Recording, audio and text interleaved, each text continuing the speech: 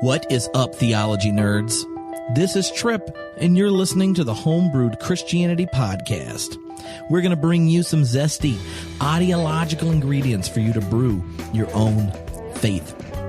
Today on the podcast, you're going to get to hear from Daniel Kirk, and he's doing the guest interview. Why? Why, you say? Because we were hanging out not too long ago, and he's like, Look, Tripp, I read the Homebrewed Christianity Guide to Jesus by you, and I have some questions for you. I'm going to need to ask them to you. So today, Daniel Kirk is going to be talking to me about my book, about Jesus. And so in honor of that, that we're going to talk about my book, I'm going to give you an opportunity. Go to the Homebrewed Christianity website, which surprisingly is homebrewedchristianity.com. And on this webpage for this episode, you'll find a little linky link. A little linky link to a special page where you can download the first chapter of my new book. That's right. If you haven't bought it yet, you haven't read it yet, you can download the first free chapter for free. Or if you have read it and you're telling your friends, you're like, I'm not going to let you borrow my copy. It's too important to me. Then you can send them the link. They can download the first chapter for free. And what's crazy is on that page, you can get the book delivered to you, $15. And when you do it, you will get 4 Homebrewed Christianity high gravity classes delivered to your email box. That's right. You'll get an introduction to religion and science, a class that Philip Clayton and I taught. You'll get a class as Pete and I taught, like radical theology, atheism for Lent. You'll get my Christology high gravity class we did. So all that, $15. You can read the first chapter, share with your friends. That's what's going on. Before we jump in the podcast today, I just want to tell you something. I'm pumped. Tonight, I'm going to add the tonight, like as in the night I'm recording this introduction. If you're a member of the Homebrewed Christianity community, that's right, the bishops and the elders, people that make donations each month to keep the Homebrewed Christianity Podcast Network hopping and bopping and popping. Well, I'm doing an introduction to St. Augustine, or Augustine, depending on who you're talking to. This is going to be an introduction to his life and thought. And then after that, the next month we'll be reading the City of God. And then in the month of April, Philip Clayton and I will get together. We're going to read and walk through the text, the City of God, this massive, monumental, mature work of Augustine's theology, political philosophy, tons of stuff there. And we're going to not only be looking at that text, but comparing, contrasting it with another famous text that we had read previously, The Republic by Plato, and looking at these political philosophies, questions of religion and politics and state at times of political, historical turmoil and transition. So if you want to join that, then go to homebrewedcommunity.com, sign up, become a monthly supporter of the podcast, be a part of the secret Facebook group, get to participate in all of these live interactive things. Plus, you'll get to download the audio and the video afterwards.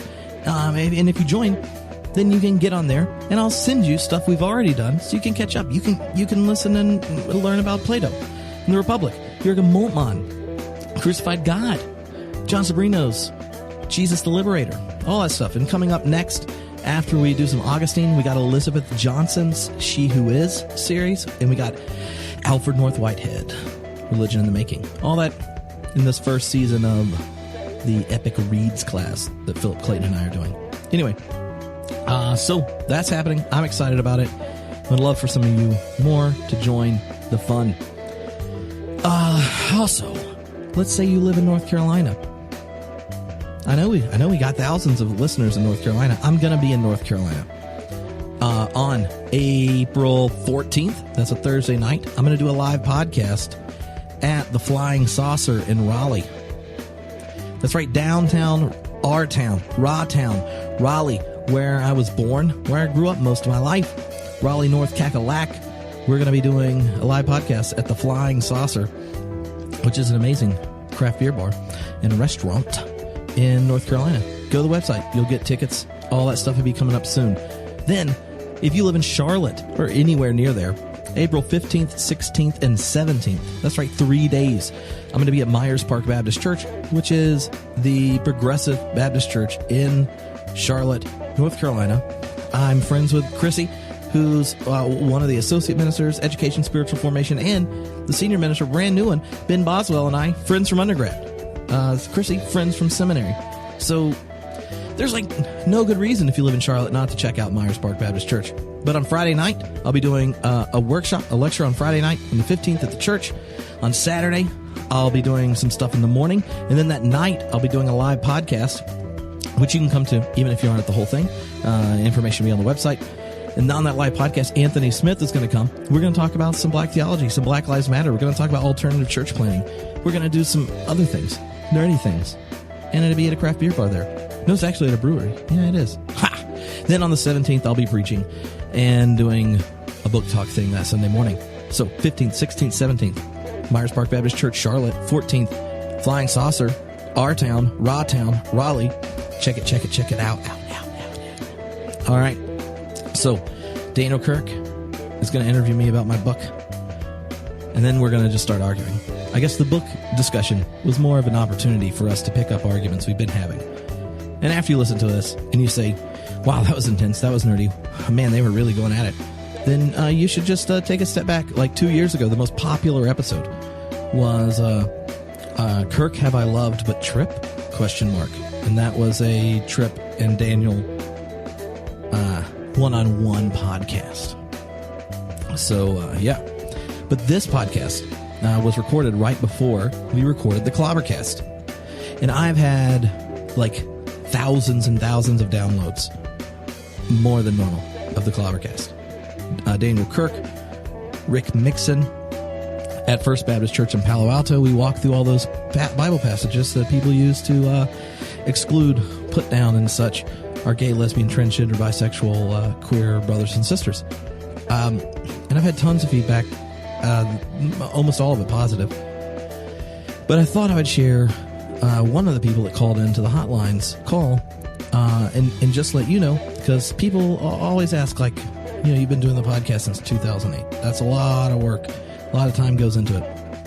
And there's tons of things that make it worth it. But nothing quite like getting emails or messages from people that, being super nerdy, also ended up being life-giving. And you never know. You never know when you're putting stuff out on the internet who you're going to connect with. So as we're jumping in to this conversation between Daniel and I, here's a little call on the speak pipe. That's the leave a message for us button on the side of the website. If you click it, your computer just starts recording whatever you say. You send it.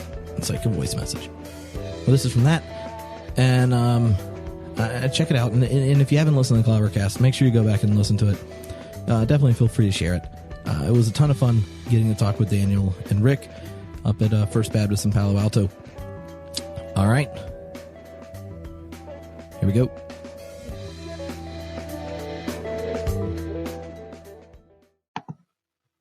I just want to thank you for your most recent episode, the ClobberCast. It was the first episode that I listened to, and it brought me to the realization that my ability to love and be loved by Christ isn't diminished because I'm gay. I'd been raised to believe that it was, and I'm delighted to be so wrong. I plan on listening to every episode. Bless you and keep up the good work. All right. Hello, everybody. Welcome to our Homebrew Christianity podcast.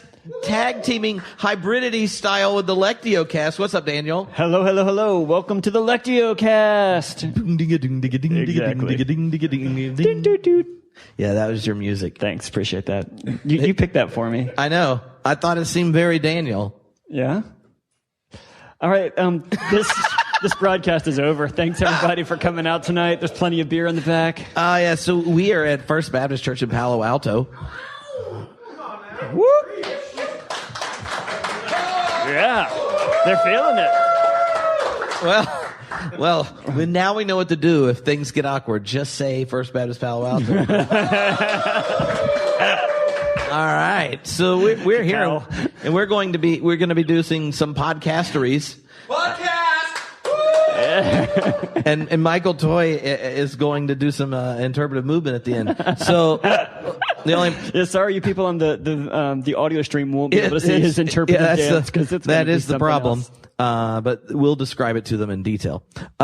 So what we're going to do is we're going to talk about Jesus. Mm-hmm. Then we're going to talk about the clobber passages. Yes. In a non-violent way. Okay. Shoot. There's certain things when we're like planning, you should tell me. No, I don't like, I like improvisational encounters. All right. Then you choose. I like the hermeneutics of, I don't know what's going to happen. I know you do. And that way I stay entertained and invested. And we're going to get to talk with Rick, who is a senior minister at First Baptist Church Palo Alto. Woo! And so Rick has a fan club. I don't know if you know this because you're just listening to this, but he does. He travels deep. Yeah. That's too much information. That's like meaning like you got a posse. Oh, cool. Like you roll deep, you travel deep. All right. Like you, like yourself. Yeah. My entourage. Yeah. All right. You got your people. Everybody's got to have their people. And if you don't, life gets lonely. All right. All right. So, So if you've never been to a podcast before, it's convenient because you can keep getting refills and go to the bathroom and things because it all ends up edited on the podcast later. So all you have to do is pretend to enjoy it and be polite. Awesome. The other part about it is that all those brilliant things Daniel says, you can listen at half speed because of the wonders of a smartphone. And his voice gets a little bit lower. Yes. And Jesus sounds like he has extra vowels in it, like he was Southern. Jesus. Yeah. I've been accused of this on many occasions, actually. Of being Southern? Even after they talked to your brother? Adding vowels to Jesus. Because the episode of your brother is very clear who had the Southern accent. Oh, yeah? Uh-huh. Oh, cool. Well, I'll get him back on. We'll play that again. So the Homebrew Christianity podcast, we like to bring people ideological ingredients so you can brew a zesty faith. Because who wants their theology to taste like cold piss? Wow, that's a good point. I meant like PBR. Award winning in 1906. But if you keep it alive today, it's horrible. It's like neo-reformed Calvinists. Like back in Geneva, like certain things like the extra chapter of Acts could have been cool, but today not so much. Nope, it's just kind of like MMA Jesus and awkward. Right. So fresh ingredients, fresh brew, fresh faith. Uh-huh. All right. Audiological goodness. Yeah. So the first section, you're driving because you wanted to give me a hard time about. I did want to give you a hard time about your Jesus book, which is real convenient because if everyone here bought one or three for their family, then you could go home with multiple books of Jesus in your pocket because it can fit in your pocket. Yeah. Would you like to demonstrate for us? Do you want to stand up, set that in your back pocket, all right. Show us how it goes? Or look at, yeah, there we go. Oh, well, all right, ladies, turn your heads at home, please. Right there in the pocket. Yeah, that works. That's what I'm talking about. All right. And if you get it, or if you're live streaming, you get it, and then you email me and like, I was watching a live stream and you got it, then I'll email you like 5 different, high gravity classes. One about Paul that you joined. Yeah, I did. Peter Rollins and I to do Introduction to Religion and Science with Philip Clayton, Christology one. Contemporary postmodern theologies, atheism for Lent, maybe, and something. You'll get 5. Something. When Tripp says you're going to get 5, you're going to get 5. The one where I get to do a lecture on Heidegger that I was very proud of. All right. So Tripp and I actually have unfortunately, some publishers are slower than others, so we don't actually have competing Jesus books. But Tripp's book is the Homebrew Christianity Guide to Jesus.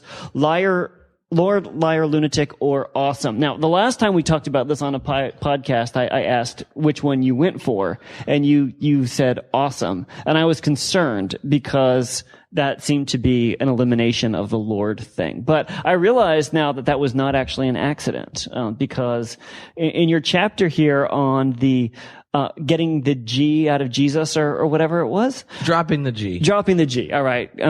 Abba says drop the G. Abba says drop the G. Okay. So you do this. Jesus rolled deep. Yeah. And he's right up until the end, and then not so much. Yeah. So I'd actually like to talk a little bit about this kingdom versus kingdom thing. Why don't you lay out a little bit what you're going for in that chapter for everyone? Oh, so well, kind of actually, all of chapters 1, 2, and 3, and 4 were one chapter in the first version of the book, and I'm glad you had an editor. There was more chapters on things that apparently general audience readers aren't as interested in as I am. Oh wow! And Fortress is like, you should probably talk about Jesus, Judaism, first century historical Jesus, and all that kind of stuff. And I was like, all right. So I wrote the chapters, and I was like, how do you introduce it in a like a clever, fun way? And instead of like teaching the story of Jesus as if you're reading the narratives, namely to do Christology, I wanted to read the narratives, particularly the synoptic narratives, as reading Jesus's actual theology, because he was kind of more into Abba than himself. And then kind of structure how the person of Jesus, the ministry, and things, critiqued kind of contemporary culture, politics, and religion. And it kind of breaks out that way.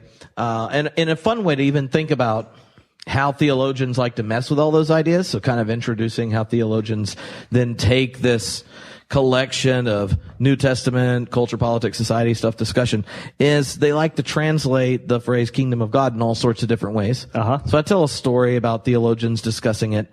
And then I suggest that, if you drop the G out of kingdom, you get kingdom. Yeah. And that's a real helpful way of removing the cock and the crown. Yes. Which is like patriarchy and hierarchy. Right. And Jesus is against it. Because if Abba's king, you're okay, like an heir. If Abba's judge, it's an adoption court. And it revisions the kind of three dominant images of God in ancient Israel. Okay. So I know that you don't like Abba stuff, so I'm just waiting for you to be just, like, yeah, I don't even like Abba. No, I really don't. I went to Duke. I don't need... I went to Duke. What does that have to do with anything? I've been spending the last 3 years of my life trying to figure out how I ended up more liberal than everybody I went to Duke with and all my Duke professors. So let's not go there. You're a resident alien. It's not that hard from the audience. Thank you. Yeah. Well, you live in San Francisco. I guess that did it. But okay. So you take out the hierarchy and all that. That sounds good. Except when I start thinking about Jesus as Messiah, and in particular, let's just say the most primitive sort of Christian confession being Jesus is Lord. Can you still say Jesus is Lord and have this non-hierarchical sort of thing, or are you really trying to mute that whole lordship of Jesus idea? I'm not trying to mute the lordship of Jesus, but I would think that part of his critique is namely at perverse forms of hierarchy. And a lot of kind of contemporary, kind of post-colonial type criticisms towards hierarchy are namely kind of tyrannical ones. Okay. And not one where there's a structure to things for the well-being of the whole. You could be a youth minister and call it a holarchy, but but I actually think that's important because, like, in each synoptics, there are different ways that Jesus is inviting the community for people to have their own voice and place and responsibility, and direct your attentions in service towards the other, towards the little ones in Matthew, and these type of images. And so I don't like if hierarchy means let's remove everything unique, particular, and the gifts and callings and vocations of each person and pretend we're all exactly the same, then okay, that's not a good idea. But the critique of hierarchy that he was engaged in, when it goes to religion, it was top-down power used to exclude people from the presence of God. When it was culture, it was the kind of cultural and political regimes that keep people from having full community, be it that they're a prostitute, a woman menstruating, or whatnot. So, like, sometimes hierarchies get a bad rap because most of the time horrible human beings are in charge of them and it just amplifies their shittiness. But I don't think Jesus being Lord is a problem. In fact, I would imagine most communities work better if the image and one you're seeking after is like a servant versus Pilate, a cross builder, or whatnot. Right. Yeah, sure. I think that there's definitely a reordering of power that Jesus is after, and the Gospels in their way and Paul in his own way are trying to tell the story of Jesus as one that definitely transforms these leading power dynamics. I'm curious. I'd love to hear a little bit more about this bit about Jesus proclaiming God and not himself. Which maybe some of this comes down to how much are we thinking about Jesus as a historical Jesus figure, or as a person, and how much are we thinking about Jesus as embedded within the context of the story? Because within just given the story itself, while it's true that Jesus proclaims God, it's also true that the only two times in the gospel stories, the synoptic gospels, where God is actually a character in a scene, God is proclaiming Jesus. Right. Saying, you are my beloved son at the baptism. And that's like a huge difference from like all of the Hebrew scriptures. God's like a regular active character through the whole thing. And so I even think like half the reason the texts are gospels is because those few moments where God's a character proclaiming Jesus are the key to reading the whole stinking gospel as God present in Christ. Okay. Right? Like, cause otherwise God's like off on stage left. Right. And, you're like, hey, you used to have a main role here. Yeah, I guess part of the question that I'm wondering is when Jesus is doing and saying the things that he's doing and saying, is this simply directing people's attention away from himself and to God, or is it also at the same time a way of demonstrating a unique role that he has in this kingdom of God that he's proclaiming?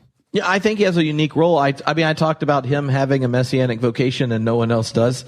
I think that's helpful because if that was on my job description, I would be very worried. Okay. So we can go through and edit and change that, dropping the G sort of thing, and Jesus can still be king and Lord and everything. And well, the king and Lord is, Daniel, I know what you're going for. But the first half of your question was actually more interesting to me for like I'm kind of interested as someone that just spent time doing a New Testament Christology.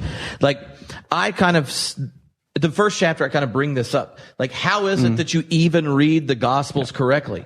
If modernity, through historical criticism, science, internalizing Descartes, the subject-object dichotomy, and a certain type of distancing epistemology and hermeneutics that if we want to unpack later, we're more than welcome to, but what it led to... Let that one sit. That's okay. Well, but the point being, like, then we start to read the Gospels where it makes sense that our good old friend C.S. Lewis says the correct hermeneutic is applying a label to Jesus. And the appropriate ones are Lord, liar, and lunatic.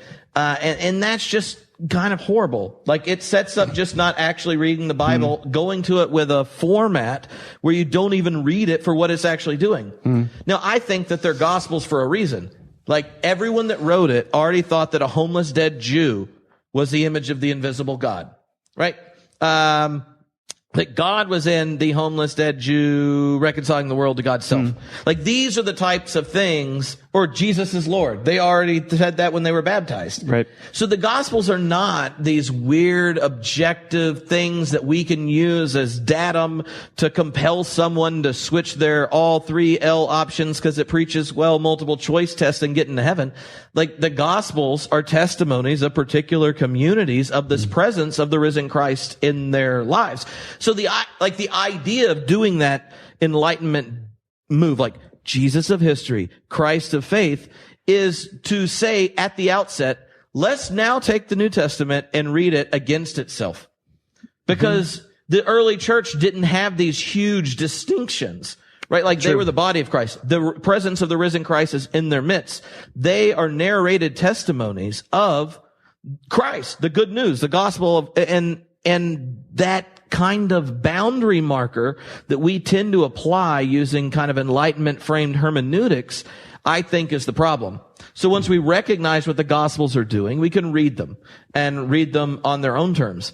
And you actually find out that you have 4 very different Christologies, none of which would pass muster at Nicaea, and they all got canonized. But how many Christians do we know that want to shove, like Nicaea, the creed, on top of all the Gospels and then say that that's what the texts are really meaning? Stab myself. I know. We don't have to name names, and they don't have to all have initials that involve J, B, and G, but, there's that just ruins them. So, my goal was to describe the experience of the church, which is something I think we still have, right? As a church, we encounter the sacred as mediated by Jesus. Mm-hmm. And that's what it means to be Christian. And then we testify to it. We tell stories. And to act like faith is something that it's like, what is a bunny? A dead thing you cut open and highlight where the things are, or it going hoppity hop hop hop thump thump thump carrot carrot. If you want to get at bunniness, you don't kill it and throw it under a microscope. But for some reason, if you want to get at the gospel, you take the gospels, cut them apart, and then let Marcus Borg tell you what's left. Wow. Hashtag rest in peace. Wow. But he and I argued about it on the podcast. Sure. So that's why I felt okay using his name. Sure. No. They cut it out of the story I told about him in the book. Oh, I think that maybe there's a little bit of a therapy session, like you, the editors, maybe you guys could go together. Well, are you imagining that if Tony and I were going back and forth on text, that it might, I feel like I may have wrote almost as many words, defending my choices. I could imagine. Did you appreciate my ontological definition of freaking awesome? That was my favorite part of the book. It got added when they told me they were taking it out of the title. Because apparently freaking is edgy. Discussing Jesus having nocturnal emissions in the second page, that can stay. But saying Jesus is freaking awesome, whoa. Wow. Let's save that for the pages. Wow. I think there is a lot of residual things. I figured we should just be honest. Yeah. Anything else that you want to get out about the editorial process with your book? Do you want to talk about the temple? Oh. No, I'm sorry. I promised you I wouldn't. That's harsh. Okay. That's harsh. So, experiencing the living Christ through the text. So, I mean, is the problem with the liar, lunatic, Lord, framing as Lewis puts it, that it makes it as if the point of the Gospels is to arrive at an intellectual conclusion about the identity of Jesus? Is that what you're? I think there's two of them. One is you're going to your other, be it someone of no faith or another faith, and going, hey, the thing that is most near and dear to my identity, I need you to respond to. You can either call Jesus a lunatic, because that will help our friendship, a liar, that's not quite as bad, or practice the beautiful art of sameness and use my just missiologically it turns Christians into dicks. That's one problem. But the worst problem around it is just how it wants you to use the word Lord, but then the content of the definition tends to be the opposite of the way Jesus performs it.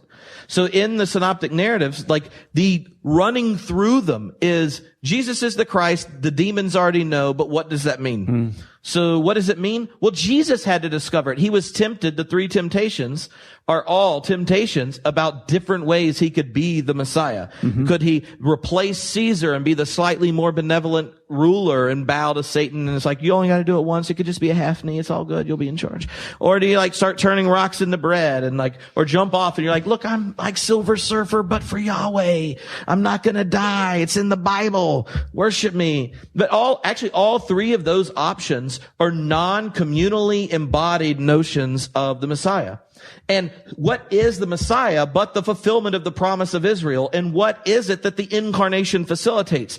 A grace-centered invitation to be the beloved community despite the fact the prophets have tons of issues that are completely legitimate to us. The coolest part of every Christian worship service is that we wake up in the morning, we get there and lapse into honesty. Husbands and wives and partners all do a prayer of confession. It usually takes me a month to apologize, but if I just go to worship on Sunday, we do it. And that to me is so cool. So if we say Jesus is Lord, but don't let this wrestled out identity from the text define it, then we just turn into missiological dicks and use, mere Christianity as what, in the other part is the disciples get it wrong the entire gospel. You laugh at them regularly. Yes. Each gospel has a new way to hang out with Jesus permanently and not know what's going on. like this Sunday, the Transfiguration Sunday. Yeah. There's this great podcast called the LectioCast. LectioCast.com. And one of the things that you like see in the Transfiguration encounter, no matter which way of all the possible exegesis you go, is that they were not interested in going down off the mountain to Jerusalem. Yep. But in the Synoptic Gospels, what happens then? He sets his eyes to Jerusalem. Yeah. I mean, that's what actually one of the great things about the church calendar. There's like two, and this is one of them, is that You should really do three. Three makes it more Christian. Okay, there's three. I'll figure it out. Easter is a big party that lasts longer than one day. Okay, so there's another one. I'll find a third one in a little bit. But you go from Transfiguration Sunday to Lent, which is it is a corporate refusal to stay on the mountain. It kind of like pulls us all down. It's I think that transition is actually really super important.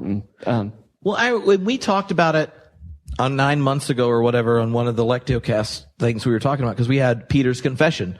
And like juxtapose is like, who do they say I am? Now, who do you? And the correct answer isn't just that he calls Jesus the Christ, right, Son of the living God. It's that the phrase of the question was not the correct answer to the identity. And when you compare these evidence that clearly demand a verdict in volumes 1 and 2, is you are the Christ. He says, no, like my Father revealed this to you. Like this is what it is. So the next moment, he's like, now, when we get to Jerusalem, junk's gonna hit the fans. I'm gonna die. And Peter's like, dude, have you checked your job description? Right. I was interested. Actually, James and John were talking earlier about who was going to get to rule with you, and you kind of put them off, and it was awkward. But don't go because you might die. And it's like, get behind me, Satan. Like, if the gospel text in all three synoptics are wrestling with the disciples who literally hang out with Jesus, and they don't understand the radical servant call of Christ, then why should we just use the label flippantly and expect someone, namely a citizen of like the American empire, to think that the word Lord is going to be understood if they use it? Because the Christians love Jesus, love Donald Trump. He said so. Like in 2 Corinthians or 2 Corinthians, like 2 Corinthians, walk into a bar and they were reading Lord, Liar, Lunatic, or Just Freaking Awesome. And they were like, this book is huge, but it fits in your pocket. Okay.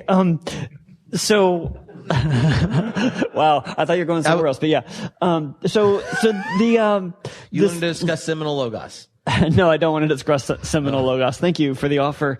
Related to this, okay, so you've got Jesus actually at the end of the Sermon on the Mount kind of deconstructs the calling me Lord is enough, right? Why do you call me Lord? Lord, don't do what I say. Basically, it's the end of the Sermon on the Mount. If you're not doing everything it says, I'm not interested in your lip service. This brings me to another question that I want to get at, and step one toward getting there is you do engage some of that historical Jesus type question. And I guess the question that I had as I was looking over that was, how do you understand who Jesus was in this sense? I think two big buckets that scholars will sometimes put Jesus in is you'll get the wandering cynic sage, historical Jesus, kind of core of tradition kind of idea. And then there is the apocalyptic prophet kind of idea about the identity of Jesus. Does one of those resonate more with your understanding of who Jesus is than the other, or is yours sort of a amalgam? Apocalyptic prophet I like a lot better than wandering cynic sage, just because I feel like I hang out with lots of them on the beach in California, and they don't feel very messianic to me. They have surfboards. But in the other part of it is, I think in chapter 1, like one of the goals of the entire book is to keep Jesus weird. Yeah. And when Christians de-Jewish Jesus or de-apocalypticize Jesus, or actually, like, if you make him not like a homeless Jew who was getting all crazy up in the kingdom of God business, then the next thing he looks like tends to be, I don't know, the pinnacle example of you in your location, but one step more awesome. Yeah. And And as a philosophy PhD, I would hate for Jesus to be a wandering philosophy PhD because I got a beard. Right. Okay. I got to grow my hair back out. Okay, good. That was actually just the setup. You said what I thought you would, so now I'm ready. Yeah, you walked right into it. Well, I mean, you offered me 2 buckets. I did. Like I said, it was a trap. So, what I really want to wrestle through a little bit is you've made this connection between Jesus and God that I love and I resonate with. If you want to know what God looks like, you look at Jesus, right? This is the significance of this Jesus story. This is what it means for Jesus to be the embodiment of the walking embodiment of the image of God. Mm-hmm. And the way you put it sometimes is God has to be as nice as Jesus. Now, one of the things that I'm challenged with by this is that sometimes... If people don't know, there's another hour and a half argument we've already had about this on the internet, but go ahead. Yeah, well, I never felt like you gave a square answer. I felt like you evaded. So now in front of all these people... The Jesus in my Bible is sometimes an asshole. And I wonder, like, where does your nice Jesus come from?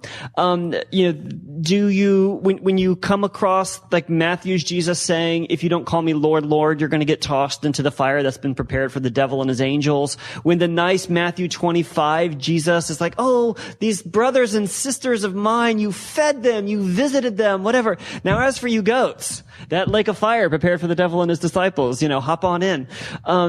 That's part of the apocalyptic edge of Jesus as apocalyptic prophet is the judgment edge that, kind of cuts the other way with, embracing grace and all that. So, is that a central or important or even extant component of Jesus as you understand him? Or is there sort of a hermeneutic that allows you to say, yeah, that's Matthew going crazy and we need to see Jesus differently? Well, one thing I would say, like, when I say God should be as nice as Jesus, that doesn't mean like Jesus is a pushover, super nice, like walking hippie. It just, like, if you hear Jesus judging rich people who don't help the poor, that's not the equivalent of every Muslim goes to hell, which somehow that, hermeneutical move is not, always spread very far. But the other part of the question I think that's, at least interesting to me is, like, so you give like examples in Matthew. One of the goals, like in the chapter on the different Christologies of each, it's kind of like redaction, criticism, using different images type thing, is to like be disturbed and sit with and let Matthew have Matthew's own voice. 2, testify to Matthew and the community in which that text represents, which whether or not there was a Matthew or whatever. 2, their experience of God as mediated by Jesus. I can totally resonate with tons of people's experience of God as mediated by Jesus. It's just when it becomes a metaphysical conclusion for God in all times, I get awkward. Like, I'm not cool with that about me. So metaphysics makes you awkward. I'm probably one of the more metaphysically comfortable, conversant people around. Like, we could switch directions that way if you'd like. No, I didn't say it made you feel awkward. I said it made you awkward. There's a difference. That's you were like, the moment you start saying prehend and concress and bipolar. So I say that because, like, one of the arguments is that in rejecting a harmonized gospel, the church was systematically including a plurality of conflicting testimonies to the risen Christ in the community, and that they're to be read in the community where Christ is still present. And so to understand the presence of the risen Christ with the wisdom inherited through the church and all the diversity of voices and experience it's had since then sometimes you get to tell Matthew you think Matthew is wrong. And I'm totally cool with that. But I think we have to sit long enough to be a little disturbed by the stuff Matthew says. And I like the way Matthew does judgment. Like, if judgment is on behalf of the power and passion and fiery justice of God, then that seems to be on point. If it's connected to our Islamophobia or homophobia as Western imperialist Christians, then it's a bit ugly. And so, like, to me, if you give the text the voice that the church, I think, wanted to have in a diversity within the canon, then you're allowed to know them, wrestle with them, and not swallow them. Because Mark, Paul, and John's Christologies are about as far apart as it gets. Amen. But the church has said, whatever we talk about, when we talk about that warming in our heart connected to the homeless dead Jew who died a Jew and is not a Christian, it's connected to all these stories. And it's connected to all the people who have confessed Jesus as Lord when they've been baptized into the body. And I just think that there's a certain type of radical conservatism that makes you wonderfully inclusive and more progressive than people that relativize sameness and insist upon difference for identity. This is a way of giving difference and integrity to each voice without requiring us to update Matthew's eschatology or feelings about things to a 21st century person hanging out in San Francisco. And here's the thing. We will die. No one will have this conversation in 100 years, and every Christian will still read Matthew. And it's going to keep getting weirder. So I don't think Matthew's insecure about it either. Do you get what the hermeneutical level thing is? Because that's like half the time to me, it's like, how do the Gospels function hermeneutically, and how are they read theologically in the community? Mm-hmm. That gets settled. And by settled, I mean not settled. They get unsettled. You settle to never settle it, because to settle it would be to be Tatian, and he was condemned a heretic. Right. Are you a Trinitarian? I define that. I mean, yes, but in the classical Orthodox sort of sense? In the classical Orthodox, which Orthodox?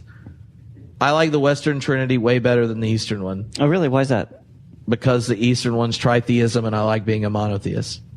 Interesting. Second, I think that the Rahner's rule, that the economic trinity, which is like how God acts in history, this is totally hip social trinitarianism for 20th century theologians who were mad that Schleiermacher put it at the end of his theology in the 19th century. I think the idea that we get to talk about the immanent Trinity, namely God as God is in God's self through all eternity prior to the act and decision to create from the free but never coerced will of God's love. And that is just straight Anselm.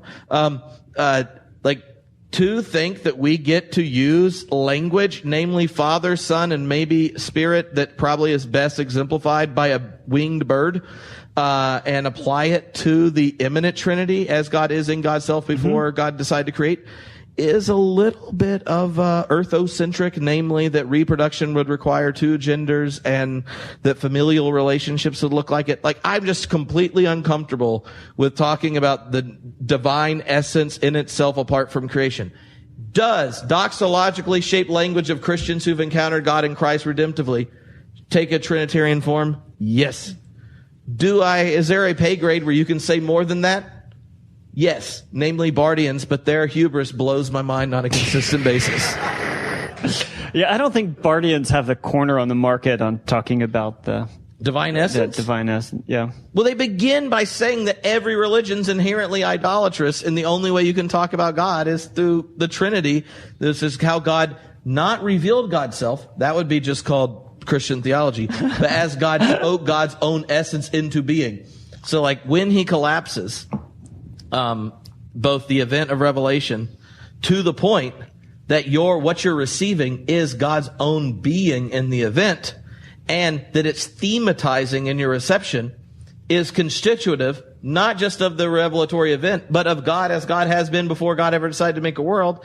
I don't know what Bible verse or universe that happens in.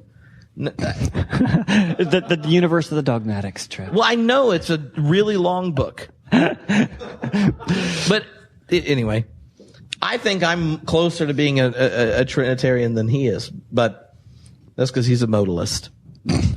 Wow. All right. Well, I know you like Bart, so I was just trying to get you distracted from your previous question I never answered. So,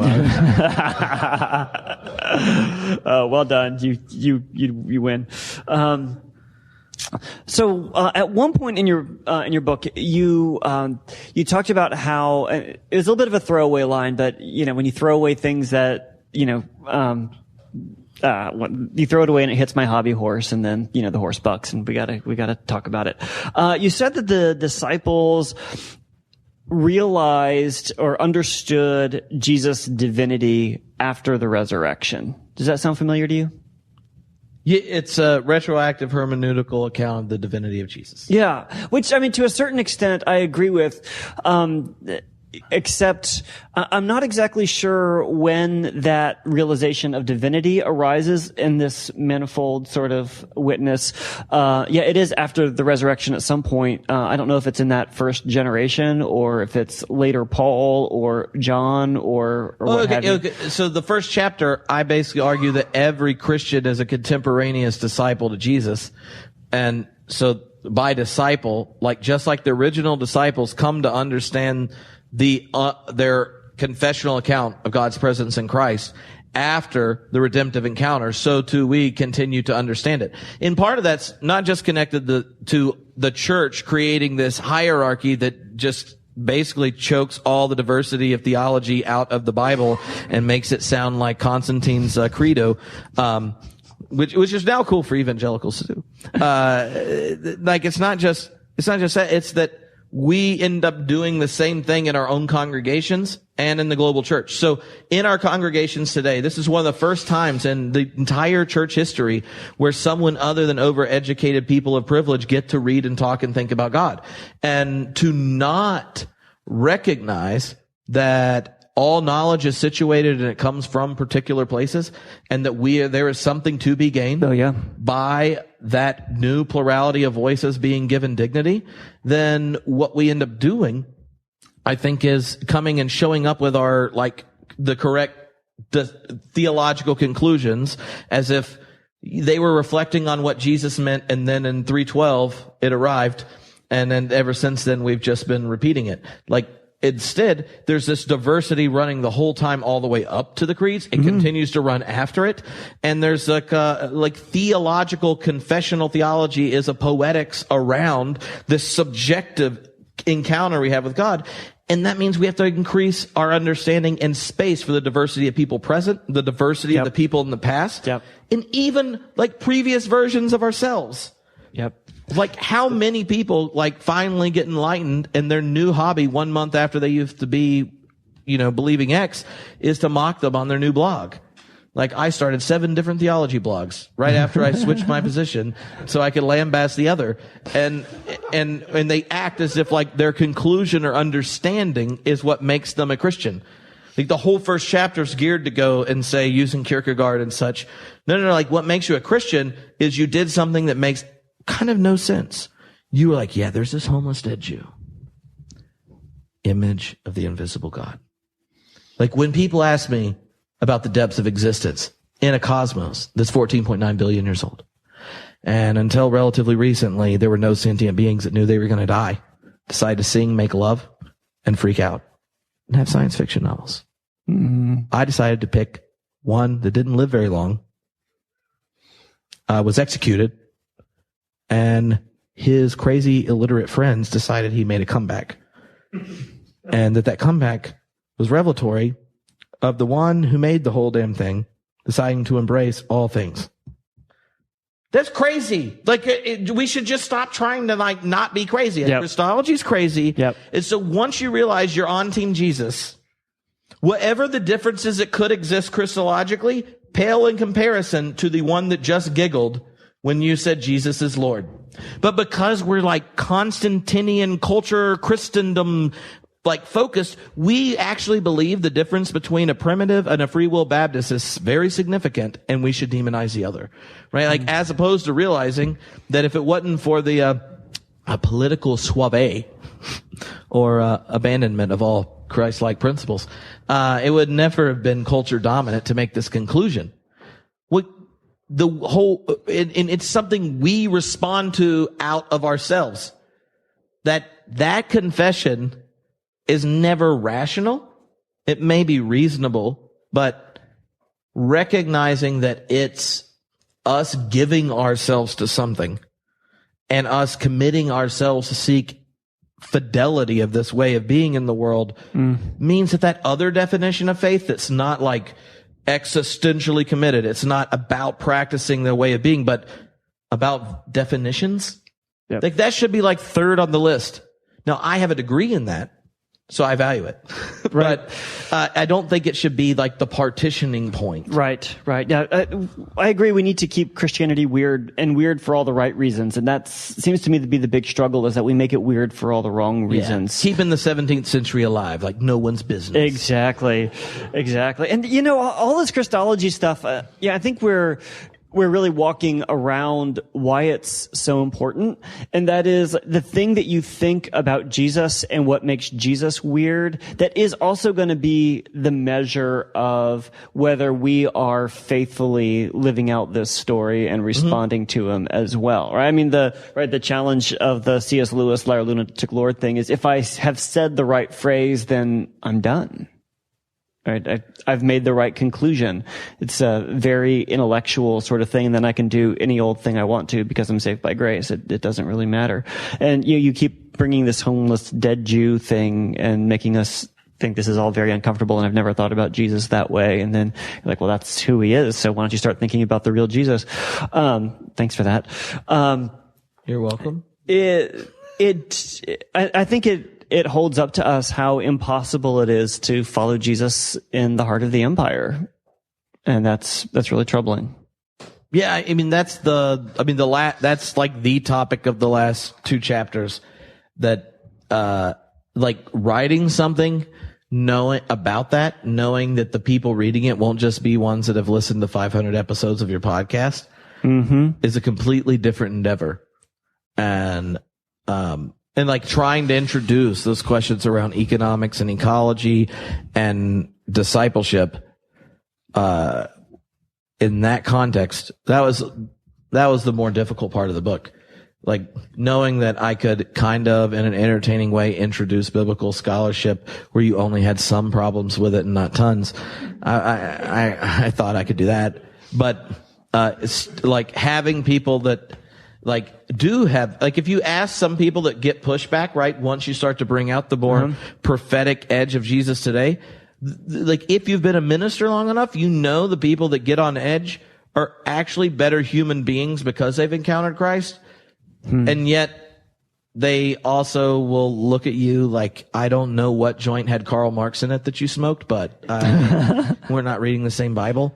One of the stories that got cut out was I worked for a long time in a church in Palos Verdes, which is like Palo Alto, but in Los Angeles on a peninsula.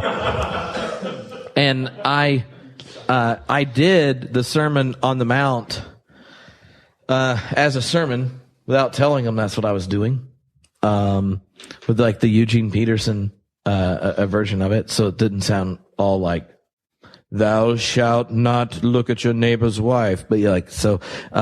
Like I did it, and after it, I had someone say, Tripp, I was really uncomfortable by your sermon. Like it really sounded a lot like socialist propaganda. And if you could kind of spend more time talking about Jesus, then your sermons would get received better.